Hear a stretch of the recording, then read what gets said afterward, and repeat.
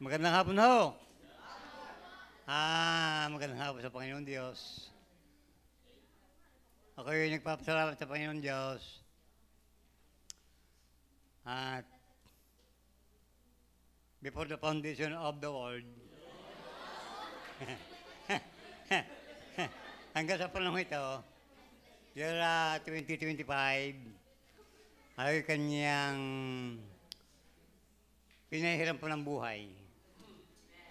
Ang Diyos ay napakabuti sa atin, sa akin, sa aking pamilya. Ako ay sobrang nagpapasalamat sa Panginoon Diyos. Anytime, kahit ako'y nag-iisa sa amin, ay ako'y sadyang, Lord, thank you po. Kayo napakabuti sa akin, sa iyong pamilya. Hindi nyo kami pinababayaan. Kami lagi ninyong inaalagaan.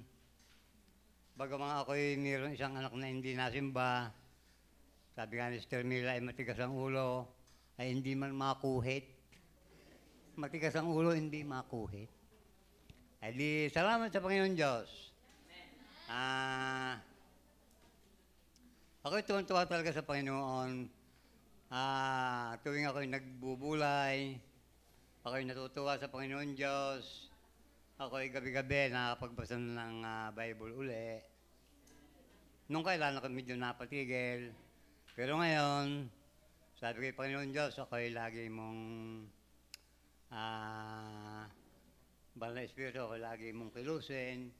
Ako'y maagahong nagising, hindi niya tinatanong. Ako'y pinakatanghali kong gising ay 2:00 ng gabi. Madaling araw, minsan 12. Ako'y nakain muna. Ako'y nakain. Pag ako'y nakakain, ako'y magbabasa na. At biyaya ng Diyos, ako'y nakakapag-pray. Bagaman hindi malimit sa nasa church, sa bawat kapatiran, family, hindi ko may isa-isa eh. Ay di sabi ko yung lahat ng pamilya, ng mga kapatiran, kayo Panginoon Diyos ang magpapala, mag-iingat sa bawat isa. Yun. Kaya ako natutuwa sa Panginoon Diyos ay, hindi, mabuti talaga ang Panginoon Diyos sa aking buhay. Ako'y tuwan-tuwa dahil, kaya ako'y tuwa ay marami silang biyaya, may pinagkakaloob, lalo't higit nga yung kaligtasan. Lagi akong pinagpapasalamat sa Panginoon Diyos ay, Lord, salamat sa iyong napakaraming biyaya sa amin, lalo't higit yung kalakasan at kaligtasan. Laging kayo na aking sinasabi sa aking private na yung buhay.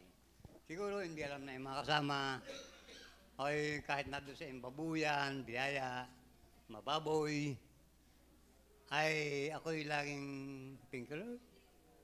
Kabuti ganin nyo. Ay di, salamat sa Panginoon Diyos.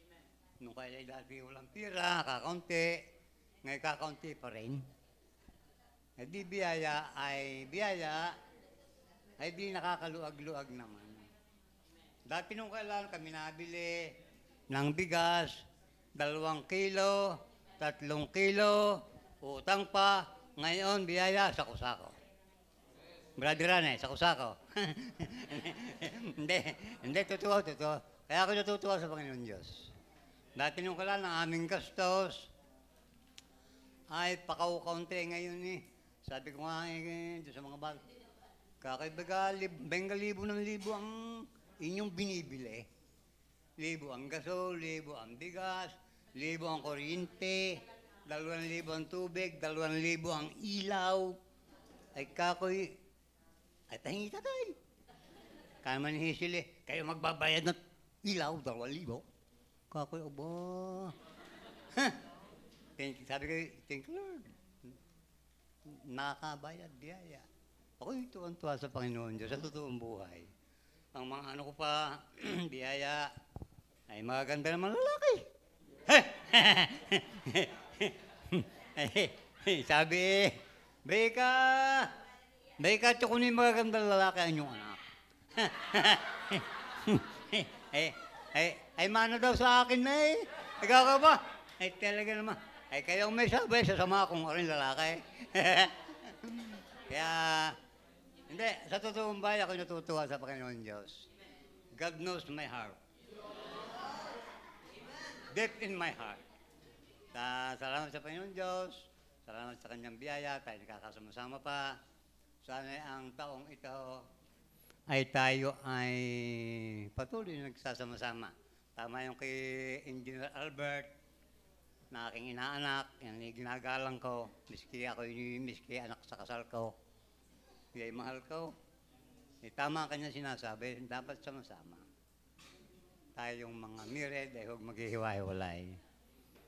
Hindi, salamat sa Panginoon Diyos, napakabuti niya sa atin. Yun, thank you Lord sa lahat. Lalo higit nga ho sa kaligtasan. Yun.